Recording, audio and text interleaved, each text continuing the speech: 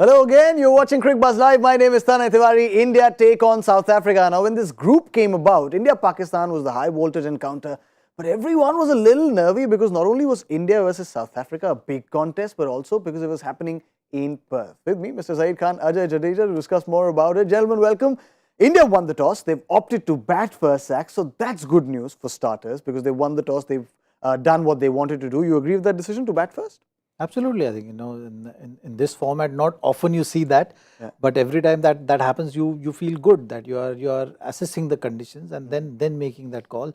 You've seen on this track, if you get 160, 170, so you can control the game. You can put the team batting second under pressure. So that is something is the old-fashioned way of playing cricket, and it's nice to see that you're taking conditions into to consideration and then making that call. Yeah, but the conditions, the problem with the conditions, AJ, is the conditions are pace and bounce. South Africa in their attack always have pace and bounce.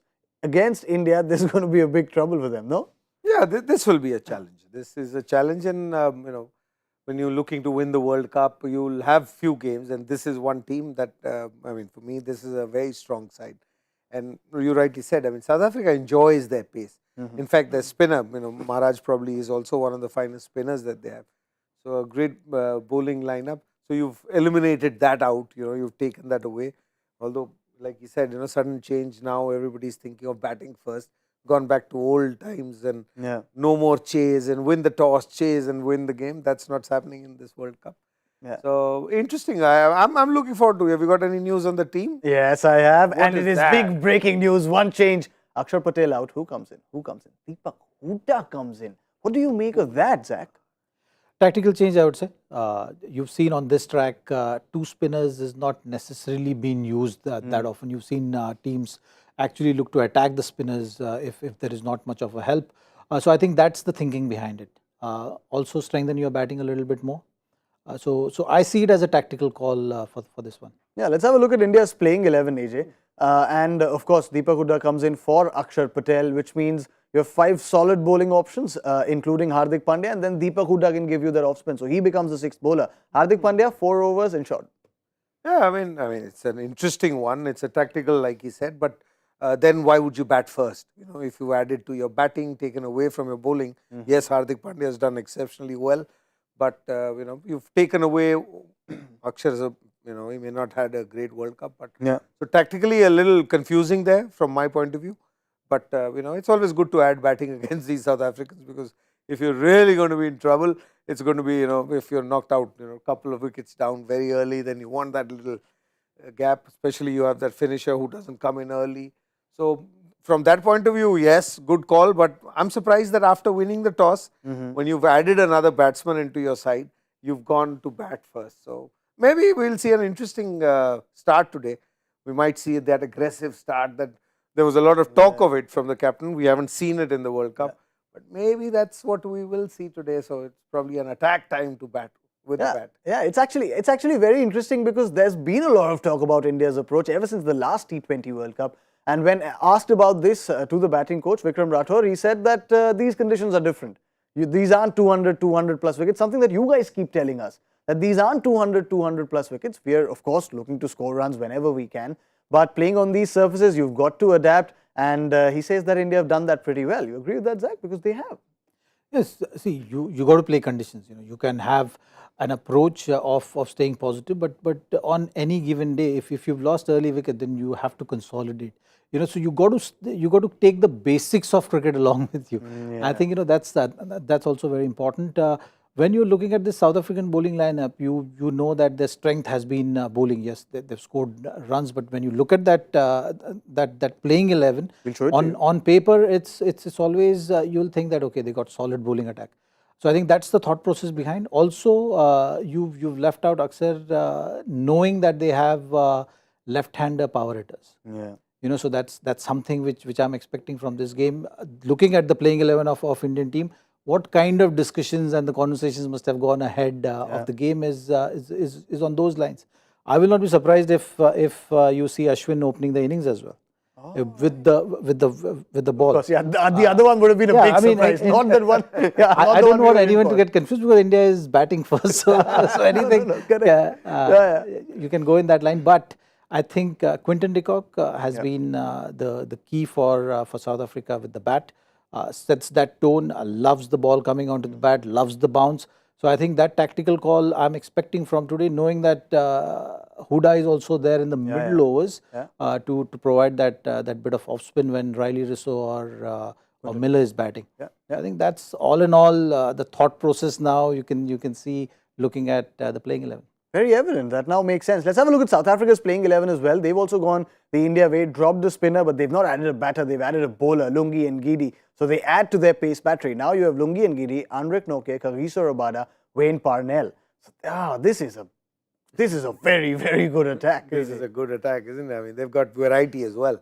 You've got the left arm seamer in there, which Indians don't enjoy as much. Subcontinental players, in fact, Rabada with that pace and accuracy, Nokia sheer pace, and Lungi and Gidi I'm looking forward to. Is he going to come back and bowl his cutters, or on a wicket like this you just want to bowl that seam up deliveries. But they've got a variety. This is a bowling attack that you will have to play well to get to a total that you'd be happy with or comfortable with.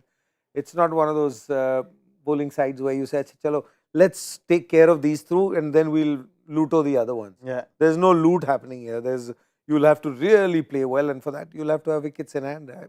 I'm always a believer of solidity at the top is more important in pressure games, in these big games, rather than quick fire 20-30.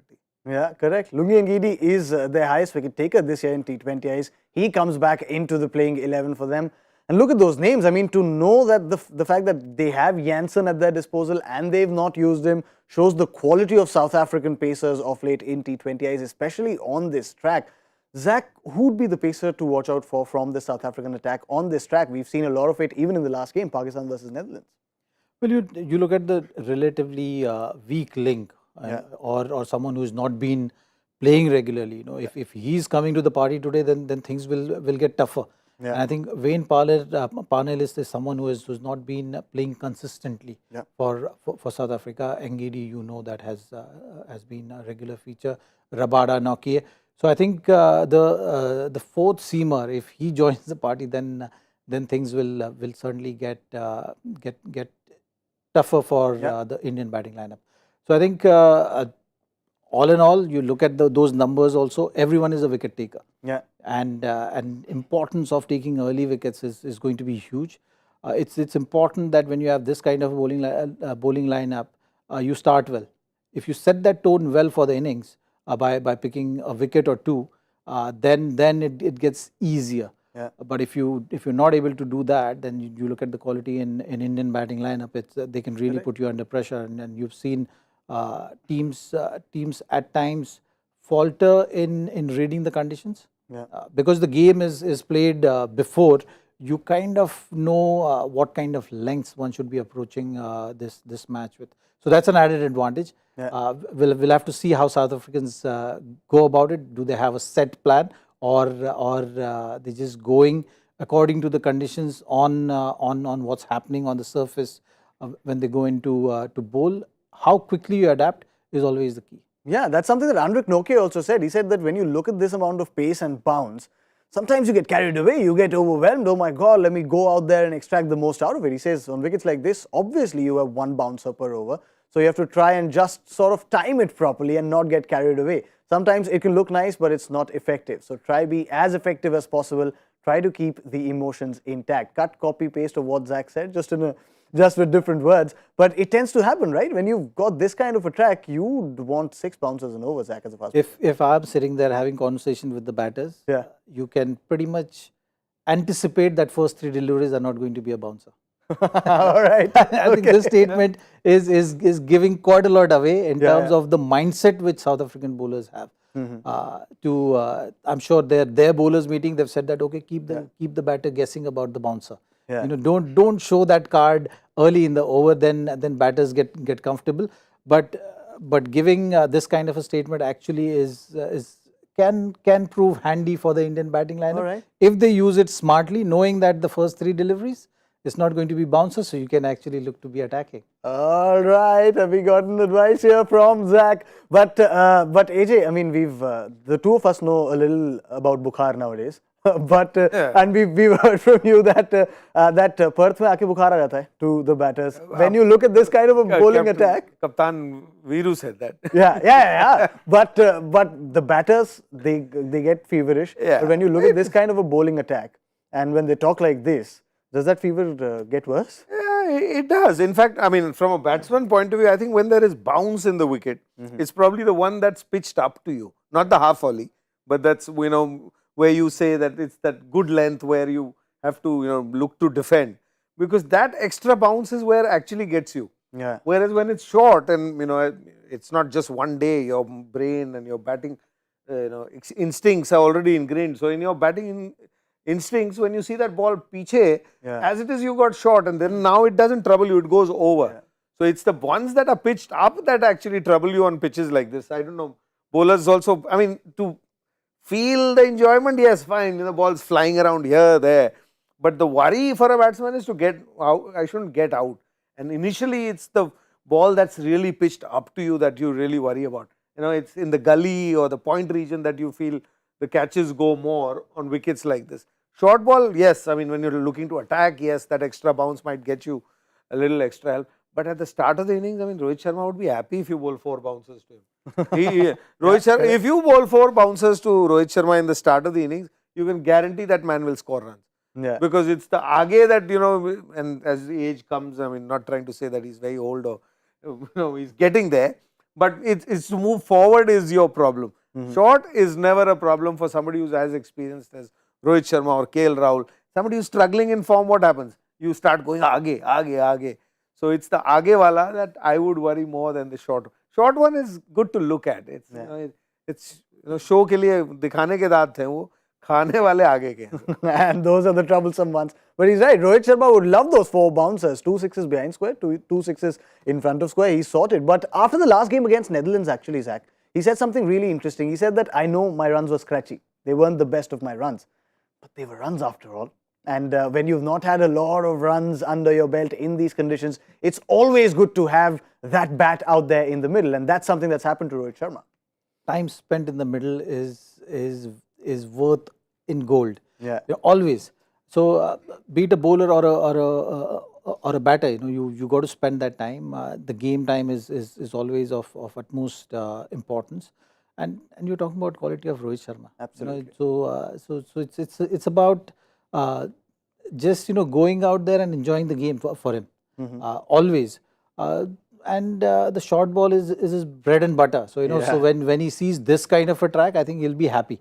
He likes the ball coming onto the bat. He likes the bounce. He likes the pace. So I think, you know, this particular pitch, he will enjoy the most, because when there is help in the wicket, and the true bounce in the wicket, you can actually, as a bowler, at times that margin of error gets reduced with the power play restrictions of the fielders having in the ring. You can actually take advantage of that, and that's something which Rohit Sharma has been very good with. Yeah. So I think this particular pitch, he will be looking forward to go out there and enjoy his knock. Yeah, celebrate some belated Diwali with some firecrackers out there. And now add to that the extra cushion of Deepak Hooda, something that you said that he may look to attack further. And also, as Zach mentioned, this when the track is true, Rohit Sharma is truer with the bat. Yeah, he's one of the finest players of short bowling. I mean, anybody who bowls short to him, whether it's onside, whether it's offside, he enjoys that. I mean, that's his game. There are people who like ball pitched up. This man loves it when it's short, because he plays square of the wicket so well. And it's not that there's too much movement. His eye and his hand is so quick and so good that it makes it easier. It's just that when it's pitched up, then you got to use everything else to get there, and you got to think, you know, a little more. So he'll enjoy it. He's certainly enjoy it. I think it's about the first few overs in this game, both sides. You know, if the ball moves around laterally, because there's enough bounce, there's enough pace, which both teams will get, and both teams will, you know, batsmen enjoy, stroke making players enjoy that. But if you see lateral movement, because in the afternoon when we saw that game, you know, maybe it was hot and the wicket looked a little, you know, drier, not that it'll, you know, juice it up, But when it cools down and suddenly in the evening, there sometimes is a little lateral movement. So if there's lateral movement, it will be a totally different game. Otherwise, I think it will be a belter because it will come on to the bat better because it will be more pace. And then you get off to a good start, you could even look at 200 in this game. But it will be an extreme game. I don't know which way it's going to go, but it's not going to be a close game, this one. So from that point of view, Rohit Sharma could just take it away, as you said. Yeah, but you've spoken about a strong start for India. Rohit alone can't give India that strong start. If you have a look at that Indian playing 11, the other name, perhaps the more worrisome name, KL Rahul needs runs. He's not been able to spend a lot of time in the middle. The confidence has taken a beating. And while the Indian batting coach has said that we back KL Rahul through and through as a player, you really want to come good. And as a player of KL Rahul's quality, this is the best of the stages to come through. Any big tournament that you talk about, and especially a tournament like World Cup, you want all your players to be in form when it matters the most at the back end of the tournament. Yeah. So Surya Kumar Yadav has got runs, Rohit Sharma has got runs, Virat Kohli has got runs. You would want KL Rahul also to be in that nick because not every day is going to be your day, and that's why that day when it's going to count everything, you want all your batters, anyone can go and deliver. They having spent enough time on the wicket, having scored runs, it's something which matters because every time you talk about cricket, you talk about averages, right? Yeah. You know that every third innings, when you're looking at the averages, is your best innings or good innings as a batter. So you look at it that way. I think for KL Rahul also is a very good player of fast bowling, and this opposition, when you know that it's a A+ attack you're facing, it can put you in that zone. Yeah. And that's something which you can expect from KL because he's got the goods. Yeah. It's just about seeing that initial phase, which anyone is vulnerable, and that's why the opening position is a specialist job always. So when you look at it that way, you got to believe as a player that the next time you're going to walk in, or every time you walk in, it's your day. So you got to believe that, you got to see off that new ball phase, which is going to be very crucial on this particular pitch. If you see that off and you're in, then the conditions don't really matter because you've sussed it and you are in the zone. You've seen it with Virat Kohli, how he got that victory. It was 30 for 4. You're just in the zone. So I think with any batter it's like that, and I hope that it's KL Rahul's day in that fashion. Ajay, I was listening to the Hindi show while doing the English show yesterday, and did you say KL Rahul was your player to watch out for in this game? Yeah, because Viru picked Rohit. So, one had already been picked. And for me, like, Zach also said, opening is very crucial in this game. So, if I want India to win, then I have to go with KL Rahul.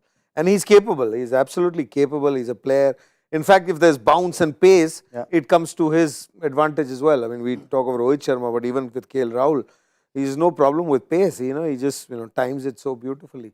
So, for India's point of view, yes, he is the key. I mean, you've got Virat Kohli, who's business as usual now, so you don't have to worry about him. He'll do what he does best. But KL Rahul is an important cog in this wheel. I mean, I'm looking at it that way, but with the way the teams picked, they picked an extra batsman, so they probably are thinking what you were just talking, that KL Rahul's struggling or something's wrong, or we need a little backup there. Because when you look at this tournament, I mean, our batting, the first game, yes, you were 4 down.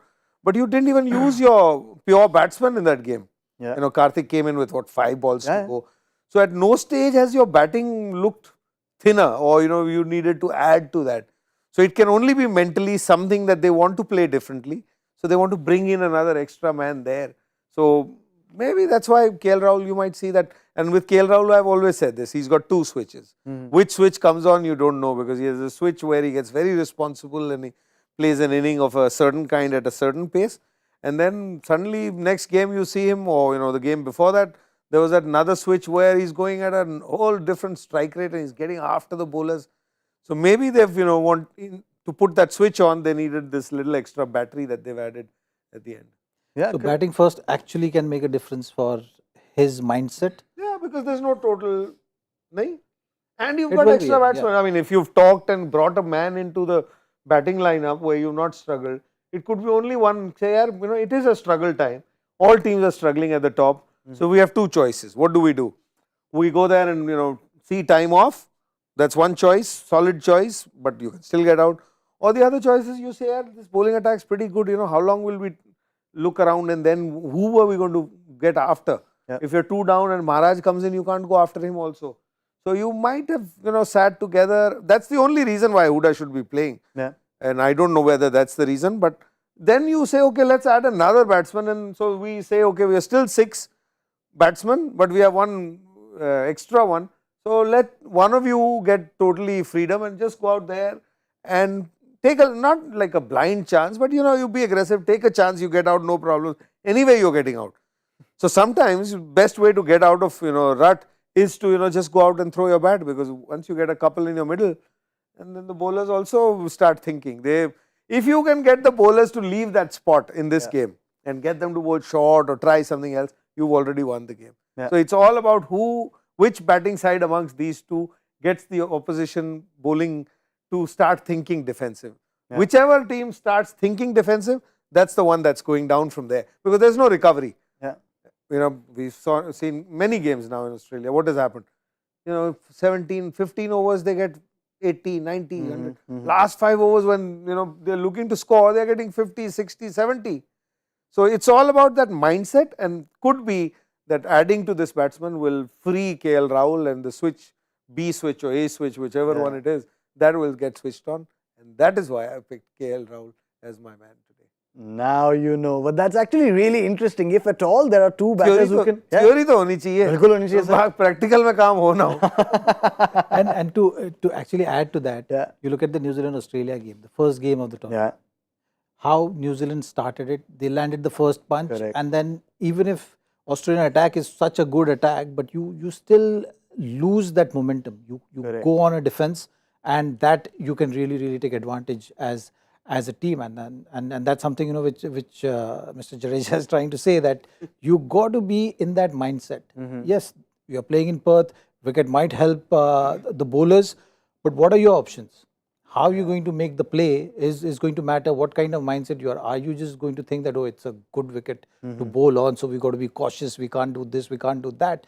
Then you are in that defensive mindset, which is not going to help you create that platform or get to a situation which you can put bowlers under pressure. Yeah. I think being aggressive is the only way in this format. If you got ball in hand, you think wickets. If you are batting, then you got to think that what are your scoring options. If you're just focusing on that, eventually result will happen. Yeah, that's so true, and it's so interesting now that you say that, because all the time, at least personally, when I was thinking of this game, I said South Africa have a great bowling attack on this track. It might be tough. But what you're saying is so true. Rohit Sharma, KL Rahul are perhaps the 2 batters who can actually disorient this attack. If they start hitting and then suddenly they've got to switch to plan B, plan C, because both of them play the short ball really well. So that's really interesting. But the one thing that's also interesting in that Indian playing 11, AJ, is the fact that you don't have a left-hander at all. Like at all in the batting lineup. Now, you used Akshar Patel to quell the matchup ploy from the oppositions as a floater sometimes. Would you still use Deepak Huda as that, or do you give him a specific position to bat at? I think Deepak Huda only comes in ahead of Karthik if, it's the same story.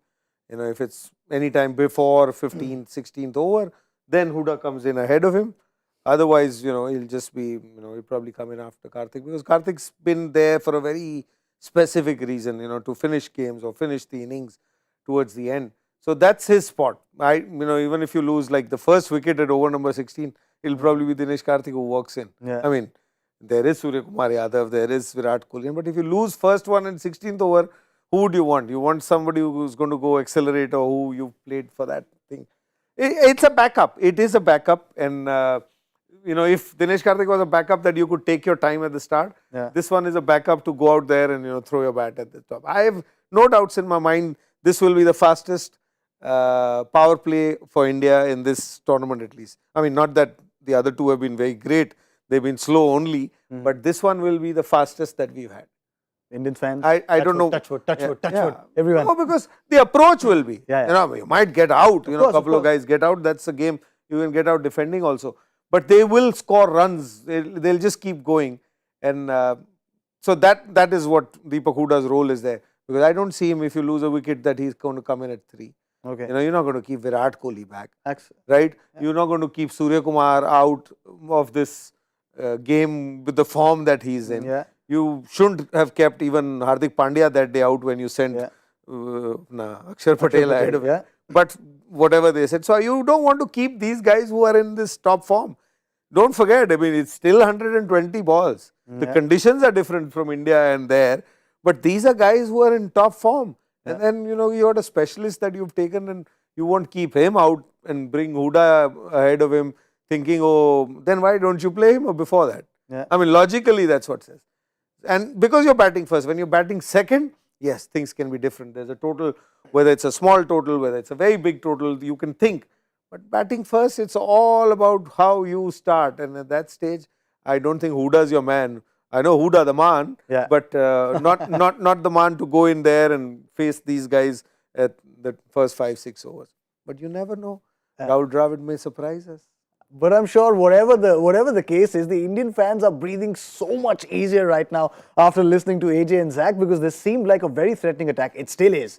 Let's have a look at South Africa's playing 11. Let me reinforce this. Indian fans, don't get overconfident. Lungi and Gidi, Anrik Noke, Kagiso Rabada, pace out and out. Then there's Wayne Parnell, left arm pace. So they have the goods, but it feels good now to know what kind of strategy Team India will go to. That is why you come to Cricbuzz Live. That is why I also come to Cricbuzz Live. But I also come to Cricbuzz Live to win. To win the prediction game. How many are India scoring? See, we are going to follow you. No way, no way. That is not right happening every time. Sir, I told you my business model even after that. Yeah, why are you wasting time here? You should be having some other business. वहाँ नहीं हो रहा ना sir, इसीलिए तो यहाँ आया. क्या होगा? बताओ. अरे sir, no. Zach will start. Total wala. Okay, I'll start. I think 175. 175. Good. 175. Your AJ. choice. You want to go ऊपर नीचे? I'll leave. Come on, AJ. Please. No. India game, no? No, ऊपर ही जाएंगे sir. चलिए 185. 195. Okay, I'm sandwiched between these legends. If you want to be a legend of the Joy Factor question, you've got to crack this one. I cracked it. Actually, I looked at the answer. I didn't crack it. Let's have a look at the question. And the question says, his parents were from one country. I know that country. He was raised in a second one and played for a third. I know. Indian fans will not forget a 50th over he faced in 2007. Who are we talking about? Now, that last sentence right before the question is the one that now makes a lot more sense now that I've looked at the answer. But I'm not going to give you the answer. We've got the predictions. You give us the predictions. Hashtag Cricbuzz Live. You give us the answer. Hashtag Cricbuzz Live for the Joy Factor question. You enjoy the game. We'll be back at the 10th over mark with Cricbuzz Combox right now. Big thank you to Zaheer Khan. Big thank you to AJ as well. Big thank you to you all as well. We'll see you super soon.